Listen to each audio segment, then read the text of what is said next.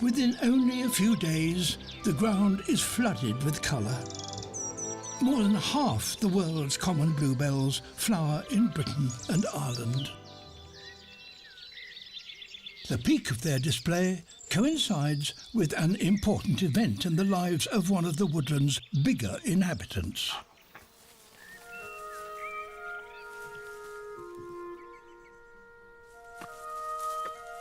With a sense of smell that's much more acute than ours, a badger in East Sussex checks that the coast is clear.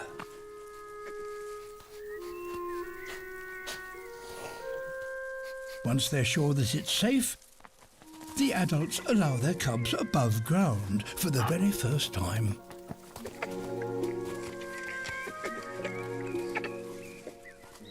Badger clans are tightly knit, and these young cubs are linked by scent, not just to their mother, but to the whole extended family.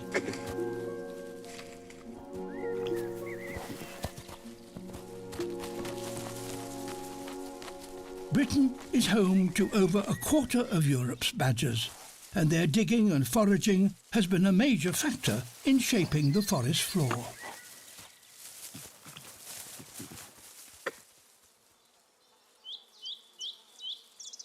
Woodlands are complex communities containing great numbers of species of plants and mammals, birds and insects. But over the decades, they've been greatly diminished. In just the last 20 years, 60% of our flying insects have vanished. Insects play a crucial role in pollinating both our wildflowers and our crops, and they do so in a variety of remarkable ways.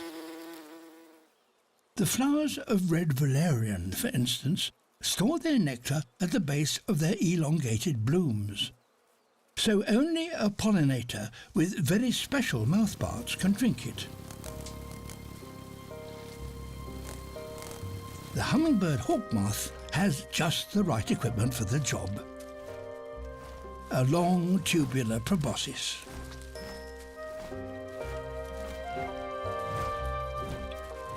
These summer visitors can beat their wings 85 times a second and need lots of nectar to fuel the effort of doing so.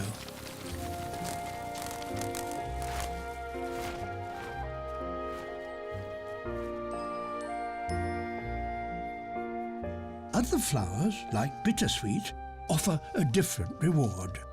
Not nectar, but pollen, which is produced within its tightly sealed yellow anthers. And one insect knows how to reach it, a bumblebee.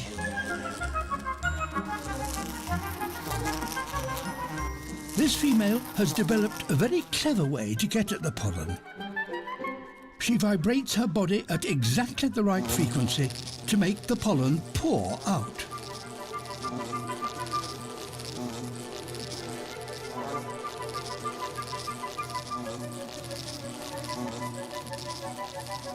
The pollen will feed her young, but some will rub off when she visits other flowers on her way home, and so fertilise them.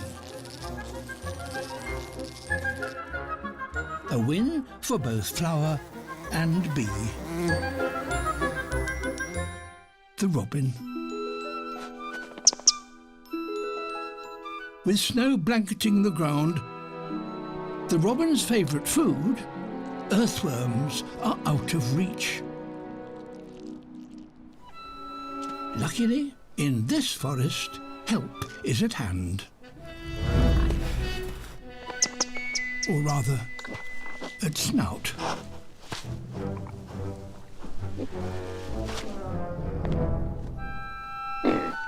Wild boar once roamed woodlands right across Britain, but they were pushed to extinction by the 17th century.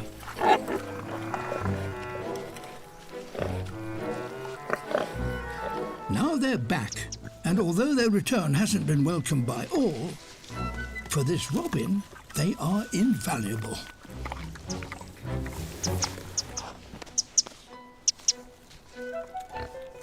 The boar use their strong, sensitive snouts to rip up the frozen ground.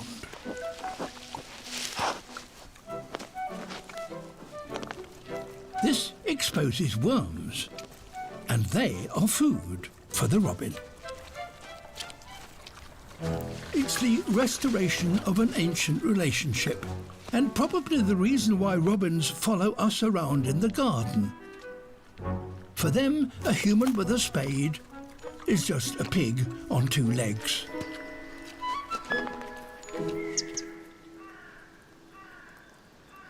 As winter loosens its grip, flowers emerge. Snowdrops are first, a sure sign that spring is just around the corner.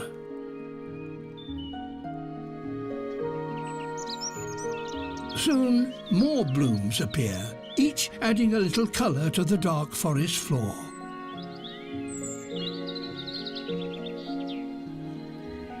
And inviting insects to spread their pollen.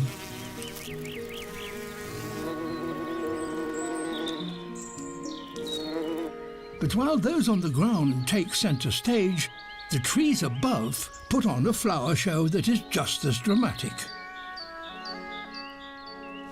Willow catkins attract insects in early spring. But small birds also visit, feasting on the protein-rich pollen. Yellow smudges of it are carried on their foreheads from tree to tree. Willow trees are either male or female, and yews are like this too. This group in Sussex are some of the oldest trees in Britain, and they have a different technique to spread their pollen. On warm days in spring, the flowers of the male tree open and release huge clouds of pollen. The quantities are so great that the local fire brigade is sometimes called out by reports that the forest is burning.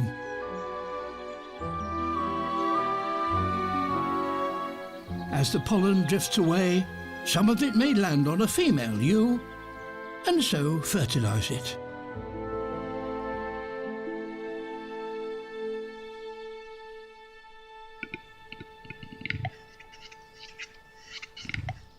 In the Highlands of Scotland, something else drifts through the pine forests. The voice of a male capercaillie.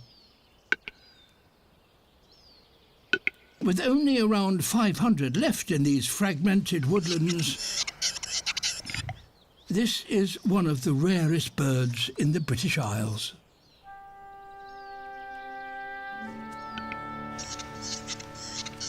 It's mid-April, breeding season, and this huge turkey-sized male is strutting around his arena. In the trees above, a female or hen has arrived. The male, or cock, will perform like this for over 6 hours every morning. And it works.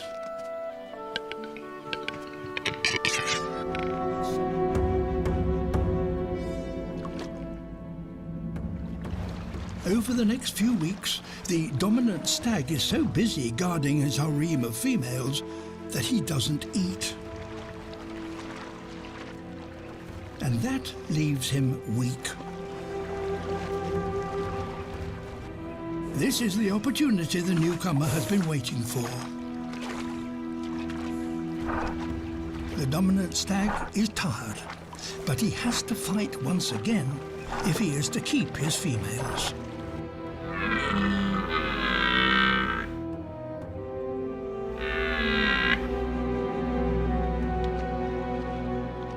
For the newcomer, it's now or never.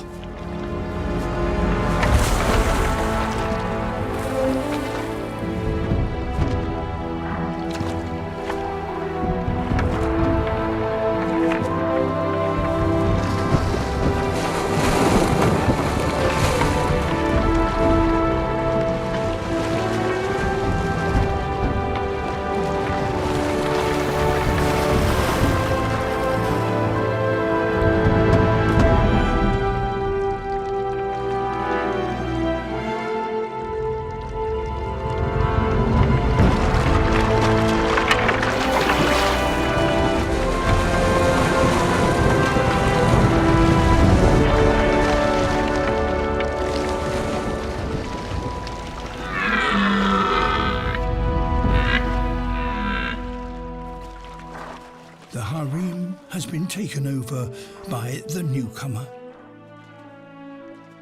At the end of this season, he will return to the mountains victorious.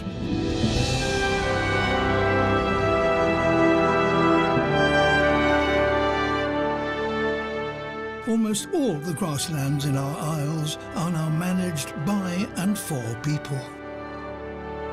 Whether in the future we choose to make room in them for wildlife is up to us. Great crested grebes.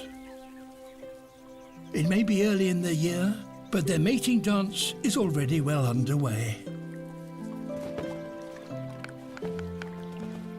As a prologue, the birds shake their heads, showing off their plumage and preening to make sure their feathers are in tip-top condition.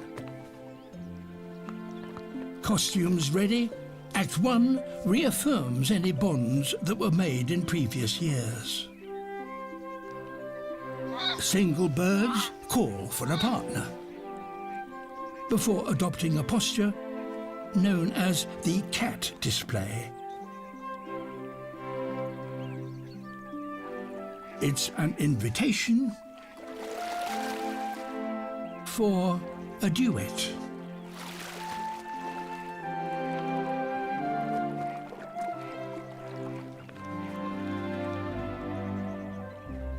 It seems to have been accepted. The pair are falling into step.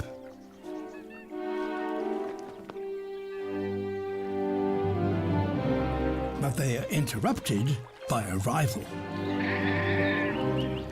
Another male is looking for a partner and starts a sharp-beaked argument.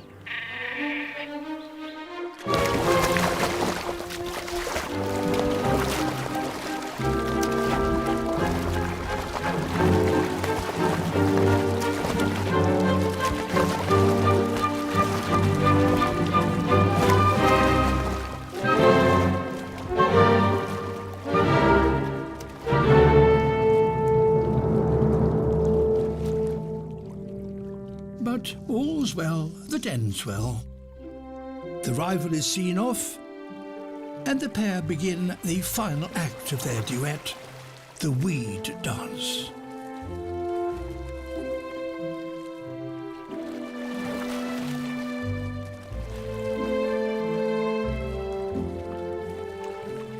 These complex displays create a bond between the pair, which will keep the two together as they raise their young.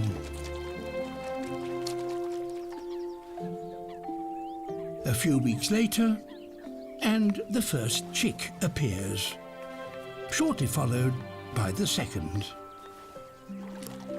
Both parents care for the chicks, taking turns to babysit while the other finds food.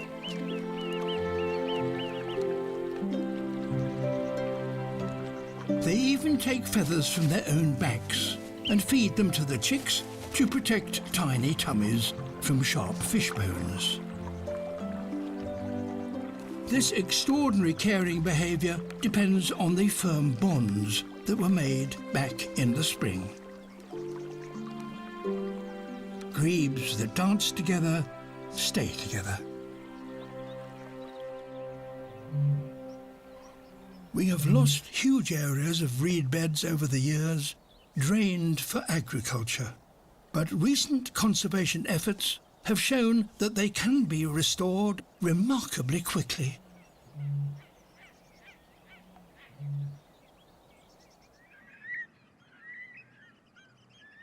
The journey of freshwater ends when rivers reach the sea. Here they may create vast mudflats. Together, they constitute over 2,000 square miles of our coastline. From above, they look lifeless. But they are full of opportunities. It's low tide, and there's plenty of space to forage.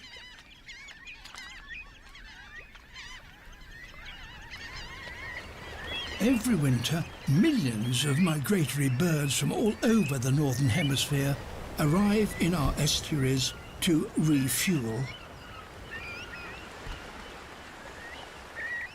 but the tide has turned and the sea starts rushing in.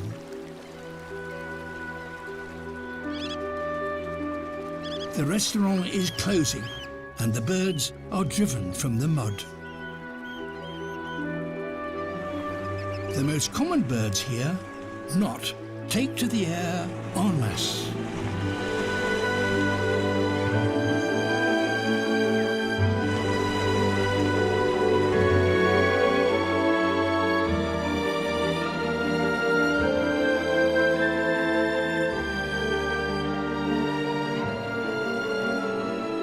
Each summer, 350,000 pairs all return to this tiny island of Skomer off the Pembrokeshire coast. This is the largest breeding colony in the world, and most of the island is honeycombed with their burrows. Tonight, under the cover of darkness, their chicks are starting to leave these burrows for the very first time. Watching them do so is an unforgettable privilege.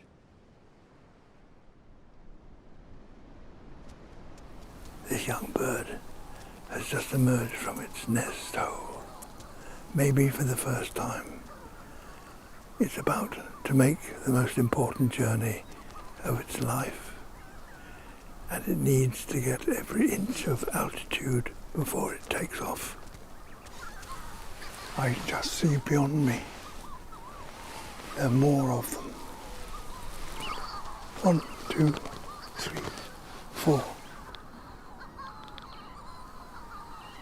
It's just exercising its wings in preparation for this extraordinary flight, which will take it 6,000 miles across the oceans to South America, to Brazil and Argentina.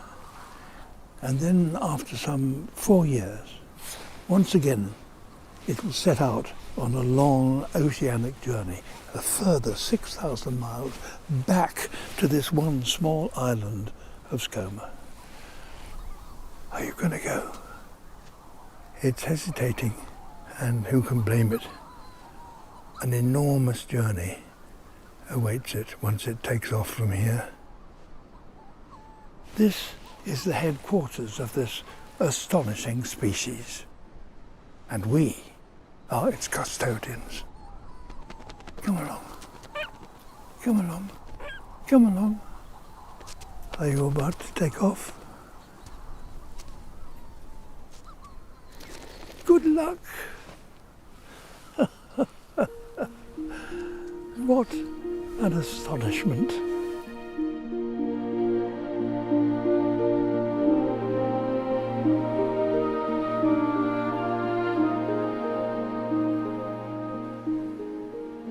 A lot has changed in my lifetime, and today the wildlife we still have faces greater threats than ever before. Our seabirds remind us that here in Britain and Ireland we are very fortunate to have some of nature's greatest spectacles right on our doorstep. Because this is our home, it can only be our responsibility to restore and protect our wildlife. Perhaps you can be the first to pass these wild isles on to the next generation in better shape than you inherited them.